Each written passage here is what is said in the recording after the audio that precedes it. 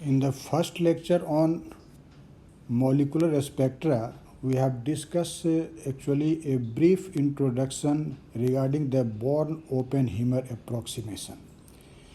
You have seen that the molecules are, particularly the diatomic molecules, are of two types, homonuclear molecule and heteronuclear molecule. And we have seen that why the spectrum of diatomic molecule is to deal with a very complex manner with respect to the spectrum of atom. आपने देखा था कि जो actually जो molecular energy levels है वह बहुत ही complicated होता है in comparison to the atomic energy level. उसके निर्धारण का जो कॉम्प्लेक्सिटी है वह अधिक होता है एटॉमिक लेवल के निर्धारण के तुलना में। क्यों होता है, इन सब कारणों को हम लोगों ने इंट्रोडक्शन में देखा था। एक्चुअली जो श्रोडिंगर इक्वेशन का सॉल्यूशन ज़रूरी होता है मॉलिकुलर स्पेक्ट्रा के डिस्कशन में।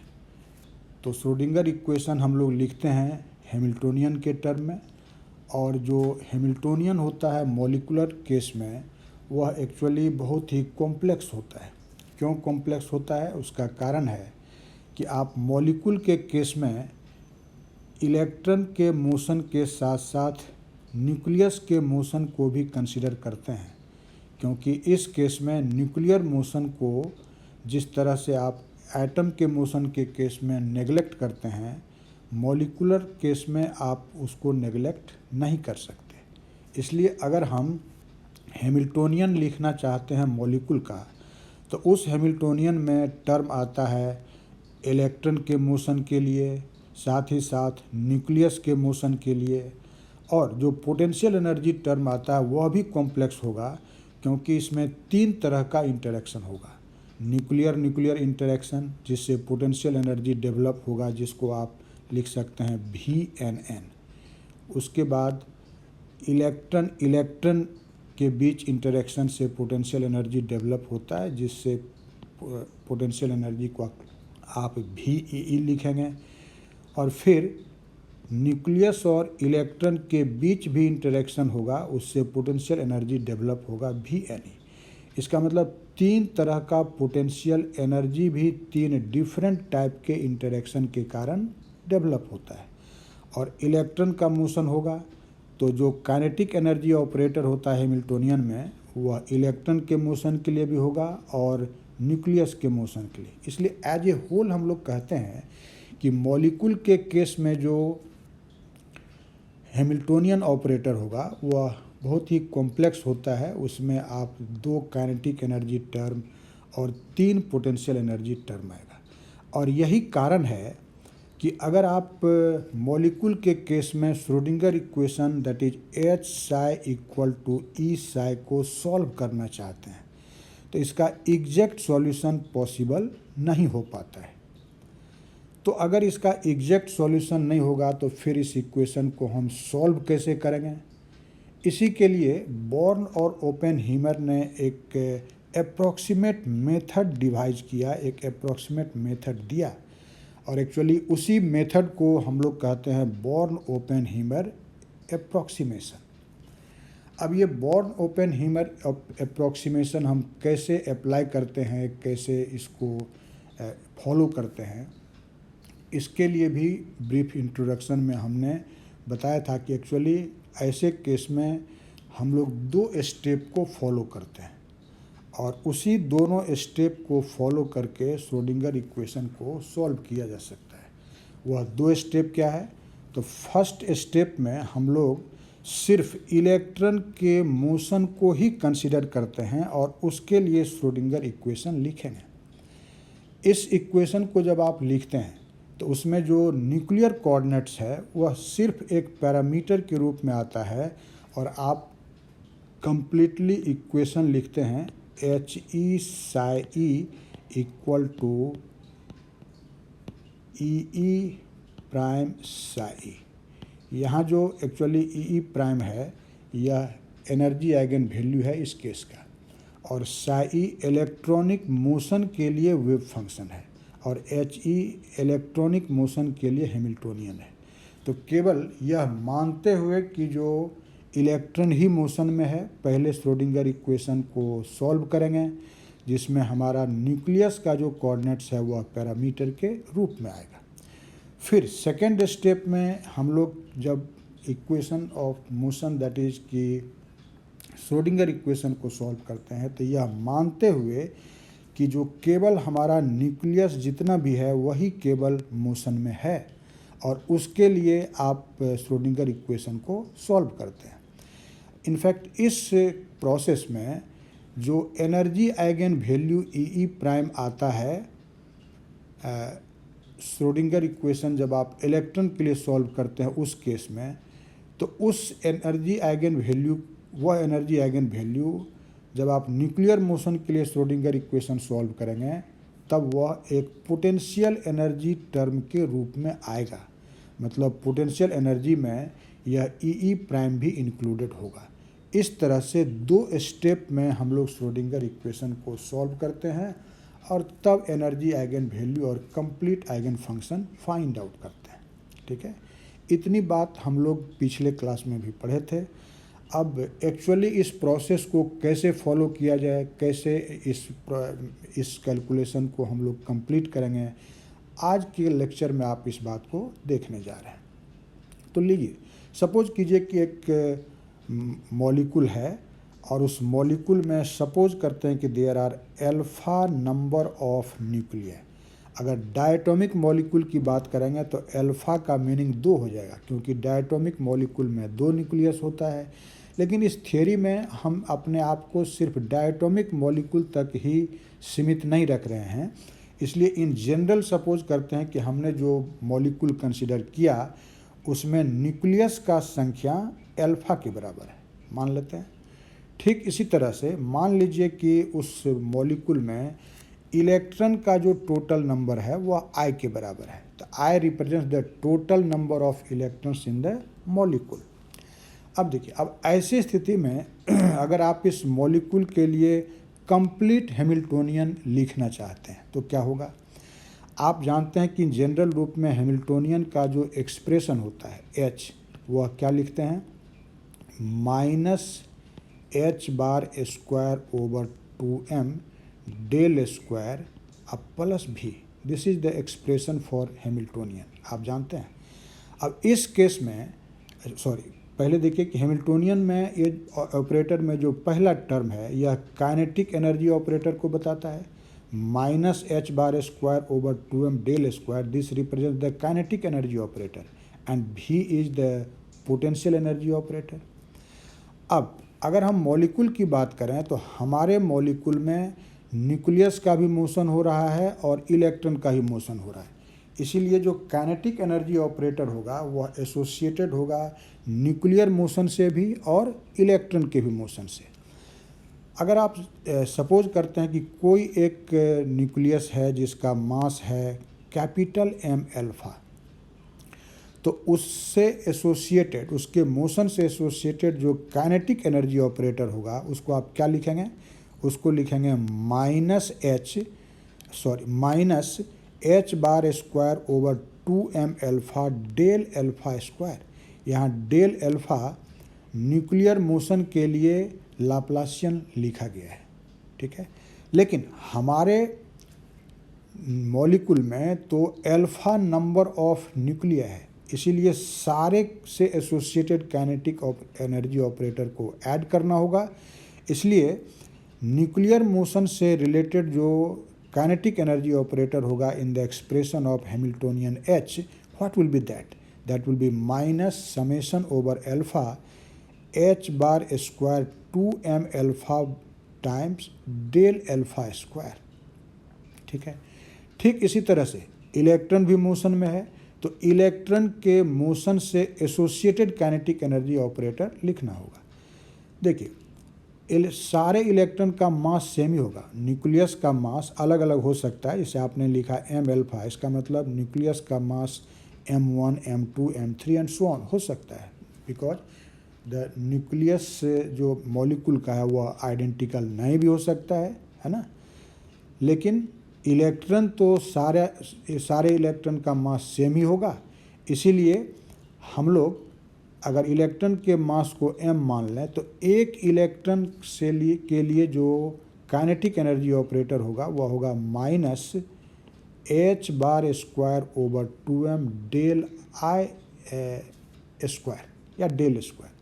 लेकिन यहाँ पर देयर आर I इलेक्ट्रॉन्स, तो सबको सम अप कर दीजिए, इसीलिए minus summation over I h bar square over 2m del I square, ये रिप्रेजेंट करेगा kinetic energy operator for all the electrons. Okay, अब जैसा हमने आपसे कहा कि इस केस में 3 तरह का इंटरेक्शन होगा और उस 3 इंटरेक्शन से 3 पोटेंशियल एनर्जी डेवलप होगा। न्यूक्लियस इंटरेक्शन, उससे जो डेवलप होता है पोटेंशियल एनर्जी उसको लिखा VNN। न्यूक्लियस इलेक्ट्रॉन के बीच इंटरेक्शन, उससे जो पोटेंशियल एनर्जी डेवलप होता है उसको लिखा VNE।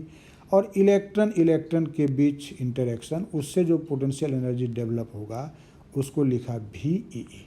ठीक है, तो ये तीनों जोड़ दें, इसलिए जो कंप्लीट हैमिल्टोनियन होगा फॉर ए मॉलिक्यूल वह क्या होगा उसे हमने इस इक्वेशन 1 में लिखा है। ओके, हम उम्मीद करते हैं कि आपने समझा होगा कि how we can write the Hamiltonian for a molecule. ऐसा मॉलिक्यूल जिसमें आपने जनरल रूप में माना कि there are alpha nuclei and I electrons. Okay, अब देखिए, अब जब आप हैमिल्टोनियन लिख लेते हैं तो सबसे पहले श्रोडिंगर इक्वेशन लिखेंगे। तो अगर मान लें कि जो इस मॉलिक्यूल के लिए जो टोटल आइगन फंक्शन है वह है psi और आइगन वैल्यू है E, that is energy eigen value. तो आप जानते हैं कि श्रोडिंगर इक्वेशन क्या लिखेंगे, H psi equal to E psi। ठीक है, अब जैसा कि अभी हमने कहा था कि इस इक्वेशन का सॉल्यूशन 2 स्टेप में होगा। फर्स्ट स्टेप में हम लोग केवल इलेक्ट्रॉनिक मोशन को कंसीडर करते हैं, जिसमें न्यूक्लियस का जो कोऑर्डिनेट्स है वह पैरामीटर के रूप में आता है। तो केवल इलेक्ट्रॉनिक मोशन कंसीडर करने का क्या मतलब, आप मानेंगे कि जो भी न्यूक्लियस हमारे मॉलिक्यूल में है वह सारा का सारा रेस्ट में है, ऐसा एस्यूम करते हैं। ठीक है, अब अगर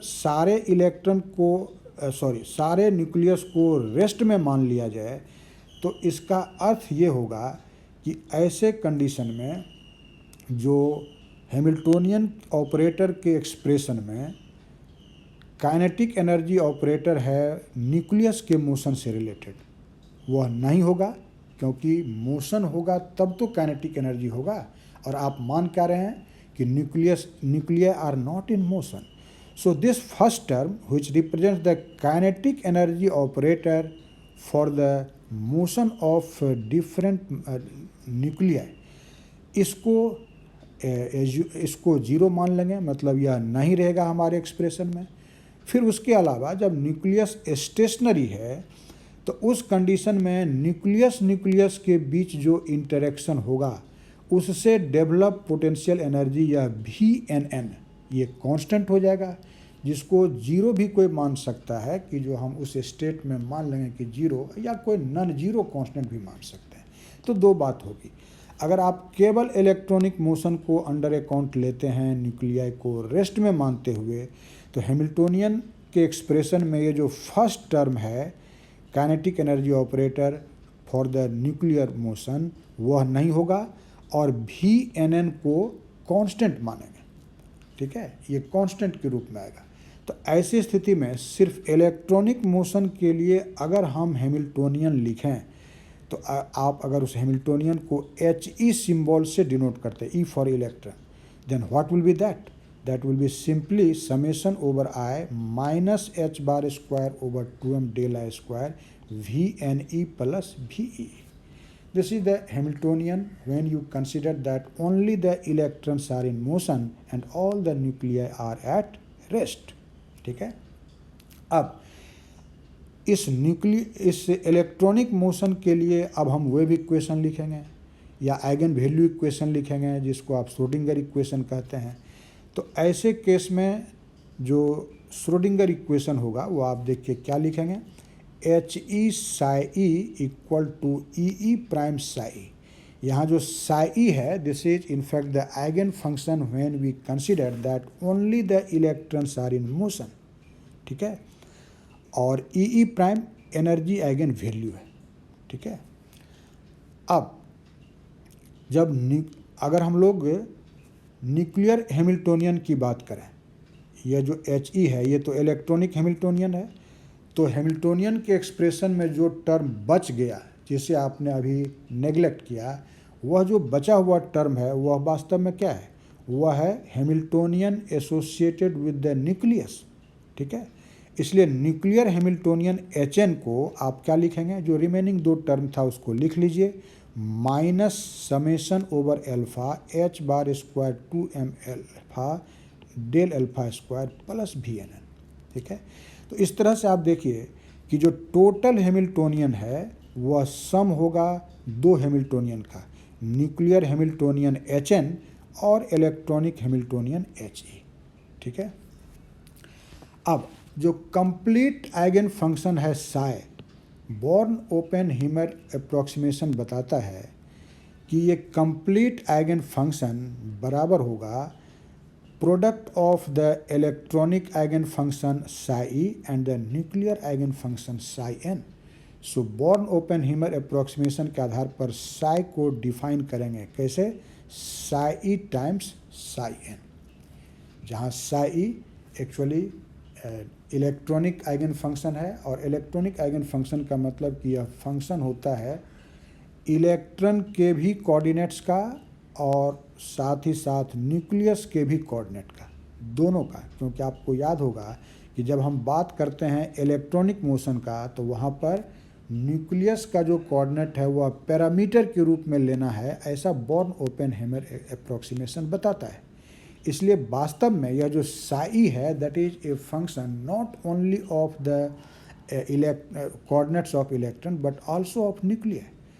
लेकिन साई एन जो न्यूक्लियर आइगन फंक्शन है वह केवल न्यूक्लियस के कोऑर्डिनेट का ही फंक्शन होता है। बात समझ आई?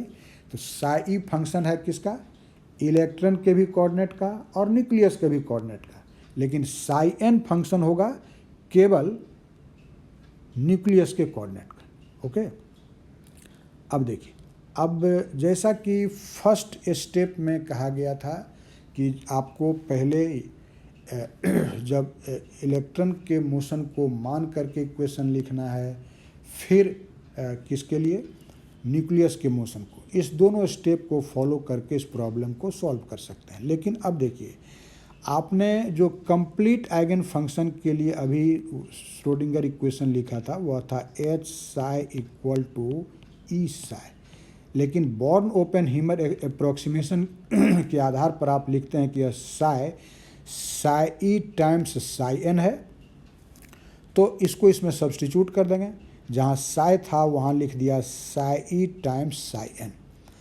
तो इसलिए एच साई एन बराबर हो जाएगा ई साई एन। अब एच सबसे जो फर्स्ट इक्वेशन आपने लिखा हैमिल्टोनियन, हम पेज टर्न करके नहीं दिखाते, आप देख सकते हैं, वह था minus summation over alpha H bar square over 2m alpha del alpha square. अब वह ऑपरेटेड होगा साई एन पर, तो साई एन पर इसको ऑपरेट करा दिया। फिर सेकेंड टर्म में था minus summation over i H bar square 2m del alpha i square, फिर उसको ऑपरेट करा देंगे साई एन पर। फिर थर्ड टर्म में तीन पोटेंशियल एनर्जी का सम था एच के एक्सप्रेशन में, VNN plus VNE plus VE, याद है कि नहीं। अब वह ऑपरेटेड हो गया साई इंटू साई एन पर, और RHS में तो है E इंटू साई एन, ठीक है। अब ज़रा ध्यान से देखिए कि एक फर्स्ट अप्रॉक्सीमेशन हम लोग अगर लेते हैं यहाँ पर देखिए कि del alpha square psi N, in fact approximately हम इसको लिख सकते हैं psi del alpha square psi N. क्यों ऐसा लिख सकते हैं, क्योंकि इस केस में जब आप न्यूक्लियर मोशन के लिए लाप्लासियन लिखते हैं तो ऐसे केस में एक्चुअली ये जो हमारा साई है इलेक्ट्रॉनिक मोशन से एसोसिएटेड आइगन फंक्शन, यह एक स्लोली वैरिंग फंक्शन होता है, ठीक है। किसका? तो न्यूक्लियर कोऑर्डिनेट्स का। मतलब न्यूक्लियर कोऑर्डिनेट पर यह निर्भर करता है, लेकिन उसके साथ यह बहुत ही स्लोली वैरी करता है। इसीलिए ऑलमोस्ट अगर आपने ऑपरेटर डेल अल्फा लिखा है, न्यूक्लियस के लिए लाप्लासियन लिखा, तो इलेक्ट्रॉन के लिए जो आइगन फंक्शन है Sai, that is almost constant. इतना स्लोली वह वैरी करता है न्यूक्लियर कोऑर्डिनेट के साथ कि हम उसको लगभग कांस्टेंट ही मान सकते हैं। और यही कारण है कि del alpha square psi sine को लिखा जा सकता है psi del alpha square psi N. बात समझ में आ रही कि नहीं? जो ऑपरेटर है वह ऑपरेटर है न्यूक्लियस से एसोसिएटेड, और आप यहाँ जो फंक्शन लिख रहे हैं साई, वह है इलेक्ट्रॉन के मोशन से एसोसिएटेड। और यह वेव फंक्शन जो न्यूक्लियस के भी पैरामीटर का, न्यूक्लियस के भी कोऑर्डिनेट का फंक्शन होता है, लेकिन उसके साथ यह बहुत ही स्लोली वैरी करेगा। इसीलिए ऑलमोस्ट हम इसको एक कांस्टेंट मान सकते हैं। इसलिए साई को ऑपरेटर से बाहर कर लिया और ये एक्सप्रेशन हो जाएगा psi del alpha square psi N. ठीक इसका अपोजिट जब आप बात करते हैं del i square psi psi N का, तो यहाँ जो डेल आई स्क्वायर ऑपरेटर है लाप्लासियन या इलेक्ट्रॉनिक मोशन से एसोसिएटेड है, तो ऐसे केस में जो हमारा न्यूक्लियर वेव फंक्शन है psi N, that will be treated as constant, और सो साई एन को बाहर कर लिया and that will be del i square psi. और ये सारा रीजन हमने यहाँ मेंशन कर दिया। आप यहाँ देखिए कि यहाँ लिखा है here psi N is treated constant as in electronic wave equation involving del I, the nuclear coordinates are assumed to be fixed। और इसीलिए हम लोग साई एन को मान करके चलते हैं कि वह कांस्टेंट है, क्योंकि जब आप इलेक्ट्रॉन का मोशन का इक्वेशन लिखते हैं तो न्यूक्लियस को रेस्ट में मान लेते हैं। इसलिए जो साई एन है वह ऑलमोस्ट नहीं वैरी करता है न्यूक्लियर कोऑर्डिनेट के साथ। तो ये सिंप्लीफाइड एक्सप्रेशन आपने लिख लिया del alpha square psi psi N और del i square psi psi N का। अब यह दोनों सब्स्टिट्यूशन इस इक्वेशन 6 में कर देना है। ध्यान से देखिए, यहाँ जो है del alpha square psi psi N, इसके जगह पर आप यह लिख लेंगे। ध्यान से देखिए, फिर है del i square psi psi N, इसके जगह पर यह लिख लेंगे। अब इस दोनों सब्स्टिट्यूशन के बाद हमारा जो ये 6th इक्वेशन है यह क्या हो जाएगा, आप इजीली देख सकते हैं। देखिए, फर्स्ट टर्म में साई को इस ऑपरेटर से बाहर कर लेना है, जैसा आप अभी देखे हैं। इसलिए फर्स्ट टर्म हो जाएगा minus psi summation over alpha h bar square over 2m alpha del alpha square psi N. और सेकेंड टर्म में साई एन ऑपरेटर से बाहर था, ध्यान दीजिए, इसलिए साई एन लिखा पहले and summation over i H bar square over 2m del i square psi. अब बाकी जो टर्म्स है वह ज्यों का त्यों लिख दिया, जैसा कि आप यहाँ पर देख सकते हैं। ओके, अब देखिए, अब एक सिंपल अलजेब्रा सोचिए कि आरएचएस में जो साई एन है, इस साई एन से एलएचएस के हर एक टर्म को डिवाइड कर दीजिए, हर एक टर्म को डिवाइड कर देंगे।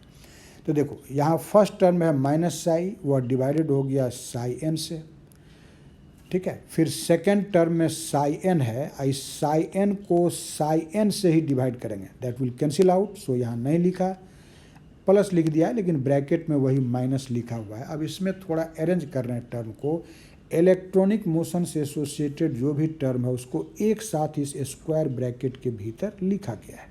आप ध्यान से देखिए क्या होगा, minus H bar square over 2m del i square psi plus V N E plus V E psi, क्योंकि यहाँ भी यह जो साई एन है यह कैंसिल हो गया। ओके, अब रिमेनिंग टर्म और क्या बच रहा है, एक बच रहा है V N N psi, psi N cancel हो गया है, ध्यान से देखो, so plus V N N psi and RHS में साई एन हट चुका है and there will be only E psi. Okay, लेकिन आप ध्यान से देखिए कि ये जो टर्म यहाँ पर लिखा हुआ है minus H bar square over 2m del i square plus V N E plus V E, हमने साई नहीं बोला। अगर केवल उसकी बात करें तो वह है क्या? वह तो वास्तव में हमारा इलेक्ट्रॉनिक हैमिल्टोनियन है, एच ई है, और साई पर वह ऑपरेटेड है, नहीं साई पर ऑपरेटेड है। लेकिन आपने पहले लिखा है इक्वेशन 4 में, आप देख सकते हैं कि H E psi this is equal to E E prime psi, है कि नहीं? इसलिए जो स्क्वायर ब्रैकेट के भीतर टर्म है यह वास्तव में हो गया एच ई साई के बराबर, और एच ई साई इक्वल होता है ई ई प्राइम साई के बराबर। इसलिए स्क्वायर ब्रैकेट वाले टर्म के जगह पर लिख दिया ई ई प्राइम साई, ओके। और जो फर्स्ट टर्म था आप देखिए वह ज्यों का त्यों हमने यहाँ पर लिख दिया है। उसके अलावा LHS में टर्म है वी एन एन साई, उसको भी लिख दिया, और RHS में है ई साई, ओके। हम उम्मीद करते हैं कि ये स्क्वायर ब्रैकेट चेंज हो करके ई ई प्राइम साई कैसे हुआ आपको समझ में आया होगा, ठीक है। अब ध्यान से देखिए, अब इसी रिजल्ट को थोड़ा हम लोग सिंप्लीफाई करने जा रहे हैं। जो फर्स्ट टर्म है minus summation over alpha H bar square over 2m alpha del alpha square psi N plus E E prime psi N plus V N N psi N equal to E psi N. ये चीज़ हमने ज्यों का त्यों ही repeat कर दिया, जो यहाँ पर लिखा हुआ है उसी को रिपीट किया है। सिर्फ इसमें फ़र्क क्या है उसको आप ज़रा ध्यान से देखिए। जो साई एन था एक्चुअली उस साई एन से अब हम इसको मल्टीप्लाई कर रहे हैं ना RHS में, और साई से डिवाइड कर दिया। ध्यान से देखो यहाँ कौन क्या अलजेब्रा यूज किया गया है कि फर्स्ट टर्म में यहाँ जो साई बाय साई एन है, साई बाय साई एन, अगर सोचिए कि साई बाय साई एन से हम डिवाइड को कॉमन ले लें और कॉमन ले करके RHS में डिवाइड करते हैं। जब आप कॉमन लेंगे तो जो हमारा फर्स्ट टर्म है उसमें साई है, सेकंड टर्म में भी साई है, वह कॉमन आएगा। लेकिन ये जो साई एन है यह नहीं है, तो इससे मल्टीप्लाई होगा। इसीलिए इसको कॉमन लेने के बाद आपका एक्सप्रेशन सारे जगहों पर आप देखेंगे कि साई के जगह पर साई एन हो गया, okay. So you will get this equation. अब इसको थोड़ा अरेंज करके लिखते हैं। आप LHS को देखिए, हम इस LHS को लिख सकते हैं कि minus summation over alpha H bar square over 2m alpha del alpha square plus E E prime plus V N N psi N, and that is equal to E psi N. ध्यान से देखिए, अब minus H bar square over 2m alpha del alpha square का summation, अब plus V N N. आप देख चुके हैं कि this is actually the nuclear Hamiltonian. उसके अलावा यहाँ LHS में मौजूद है E E prime, so this will be equal to H N plus E E prime psi N, and RHS में हो गया ई साई एन, ओके। अब ये जो इक्वेशन 7 मिला, actually this is the wave equation और Schrodinger equation for the nuclear motion. और आप क्या देख रहे हैं, याद कीजिए जब हमने 2 स्टेप बताया था कि जब तुम इलेक्ट्रॉन के मोशन को नेग्लेक्ट करते हुए सिर्फ न्यूक्लियस के लिए वेव इक्वेशन लिखोगे या श्रोडिंगर इक्वेशन लिखोगे, तो वह इक्वेशन आप देखिए कि H N psi N equal to E psi N नहीं होता है, इसके बराबर नहीं होता। बल्कि इसमें आप देखेंगे कि ये जो ई ई प्राइम है जो वास्तव में है क्या, तो this is energy eigen value for the wave equation for electronic motion, वह भी इसमें एडेड है।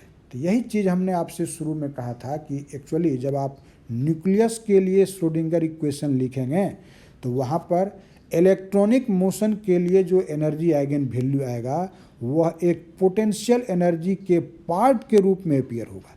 इसीलिए हैमिल्टोनियन में ई ई प्राइम एडेड है। तो this equation 7 actually represents the wave equation और Schrodinger equation for the nuclear motion. बात समझ आ रही है? इसलिए इस केस में जो इफेक्टिव हैमिल्टोनियन होगा वह एच एन और ई ई प्राइम का सम है। क्योंकि श्रोडिंगर इक्वेशन तो एच साई बराबर ई साई, तो एच के जगह पर क्या है, H N plus E E prime. इसीलिए इफेक्टिव हैमिल्टोनियन इस केस में हम लोग लिखते हैं HN प्लस EE प्राइम, और HN plus EE prime. HN आप जानते हैं कि this is minus summation over alpha H bar square over 2m alpha del alpha square plus VN, उसमें EE प्राइम को ऐड कर दो, तो this is the effective Hamiltonian. और जो बात हमने अभी आपसे कहा था वो हमने यहाँ मेंशन किया है कि आप देख सकते हैं कि this effective Hamiltonian contents the characteristic eigen value EE prime of the electronic wave equation as a part of the potential energy function for the nuclear motion. यही बात हमने कहा था। और जो दूसरा पार्ट हमारे वेव इक्वेशन का होगा वो एक्चुअली न्यूक्लियर इंटरेक्शन से डेवलप होता है, जिसको आप VNN लिखते हैं। ठीक है, अब इतना करने के बाद जो टेक्निक था सॉल्यूशन का, आप उस पर ध्यान दीजिए। First of all first step में क्या करते हैं, तो हम लोग इलेक्ट्रॉनिक मोशन के लिए जो वेव इक्वेशन है HE psi बराबर EE प्राइम psi, इसको सॉल्व करेंगे, सेपरेटली इसको सॉल्व करेंगे। जब आप इसको सॉल्व करेंगे तो इसका आइगन फंक्शन psi आपको मिलेगा, फिर energy eigen value EE prime मिलेगा। ठीक है, तो bye on solving this equation, which represents actually the wave equation for electronic motion, that is HE psi equal to EE prime psi, you will get the value of psi and EE prime. This is the first step. फिर क्या करना है, फिर nuclear motion के लिए separately equation of motion लिख के solve करना। और वो इक्वेशन ऑफ मोशन होता क्या, आप सीख चुके हैं, that is HN plus EE prime psi n equal to E psi n। अभी आपने तुरंत देखा है। अब इस इक्वेशन को जब हम सॉल्व करेंगे तो आपको psi n मिलेगा, नहीं psi n जो न्यूक्लियर मोशन के लिए आइगन फंक्शन है वह मिलेगा, तो psi n और एनर्जी आइगन वैल्यू E मिलेगा। ठीक है, एक्चुअली जो E है आप जानते हैं कि this is the energy eigen value for the complete molecule in the given electronic state. अब जब आप सेपरेटली psi E और psi n निकाल लेंगे तो जो कंप्लीट आइगन फंक्शन होगा हमारे मॉलिक्यूल के लिए psi, वह निकाल सकते हैं। आप जान चुके हैं कि बॉर्न ओपेनहीमर अप्रोक्सीमेशन बताता है कि complete eigen function will be just the product of the eigen functions for the electronic motion that is psi E and the nuclear motion that is psi n। इस तरह से हम लोग इस दो स्टेप में Schrodinger equation for electronic motion neglecting the motion of nucleus और Schrodinger equation for nuclear motion neglecting the motion of electron, दोनों इक्वेशन को सॉल्व करके psi E और psi n निकाल लेते हैं, फिर एनर्जी आइगन वैल्यू निकाल लेते हैं, और इस रिलेशन psi बराबर psi E psi n को यूज करके कंप्लीट वेव फंक्शन या कंप्लीट आइगन फंक्शन निकाल लेते हैं। तो ये एक बेसिक आइडिया है कि कैसे बॉर्न ओपेनहीमर अप्रोक्सीमेशन को यूटिलाइज करेंगे to solve the Schrodinger equation for a molecule. बात सुनाई। अब जब मॉलिकुलर स्पेक्ट्रा पढ़ेंगे तब आप इसके एप्लीकेशन को वहाँ पर देखेंगे।